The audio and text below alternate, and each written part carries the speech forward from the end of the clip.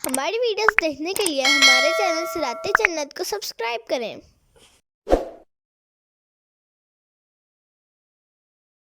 اللہ يتوفى الانفس حين موتها والتي لم تمت في منامها۔ ترجمہ کنز العرفان، اللہ جانوں کو ان کی موت کے وقت وفات دیتا ہے اور جو نہ مریں انہیں ان کی نیند کی حالت میں۔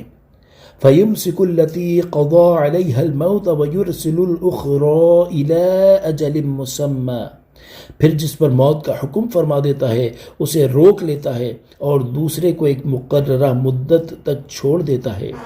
إِنَّ فِي ذَلِكَ لَآيَاتٍ لِقَوْمٍ يَتَفَكَّرُونَ، بے شک اس میں ضرور سوچنے والوں کے لیے نشانیاں ہیں۔ تفسیر صراط الجنان، یعنی اللہ تعالیٰ جانوں کو ان کی زندگی کی مدت پوری ہو جانے پر روح قبض کر کے وفات دیتا ہے، اور جن کی موت کا وقت ابھی تک نہیں آیا انہیں ان کی نیند کی حالت میں ایک قسم کے وفات دیتا ہے۔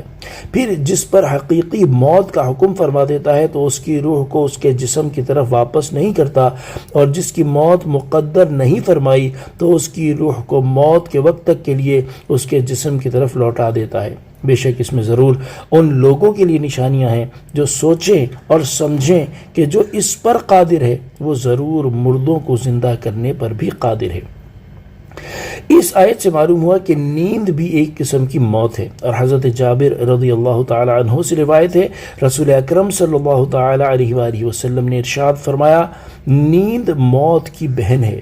لہذا ہمیں چاہیے کہ سوتے وقت اور نیند سے بیدار ہوتے وقت دعائیں پڑھ لیا کریں۔ حضرت حذیفہ رضی اللہ تعالی عنہ فرماتے ہیں، جب حضور اقدس صلی اللہ تعالی علیہ وآلہ وسلم رات کے وقت اپنے بستر پر تشریف لے جاتے تو اپنی ہتھیلی رخسار کے نیچے رکھ لیتے، پھر کہتے، اللہم بسمک اموت و احیا، اے اللہ میں تیرے نام کے ساتھ سوتا اور جاگتا ہوں۔ اور جب بیدار ہوتے تو یوں دعا فرماتے، الحمدللہ الذی احیانا بعد ما اماتنا والیہ النشور، اللہ تعالیٰ کا شکر ہے جس نے ہمیں مرنے کے بعد زندہ کیا اور اسی کی طرف ہمیں قیامت کے دن لوٹنا ہے۔ ام اتخذوا من دون اللہ شفعاء، ترجمہ کنز العرفان، کیا انہوں نے اللہ کے مقابلے میں کچھ سفارشی بنا رکھے ہیں؟ قل اولو كانوا لا يملكون شيئا ولا يعقلون، تم فرماؤ کیا اگرچہ وہ کسی چیز کے مالک نہ ہوں اور نہ کچھ سمجھ رکھتے ہوں۔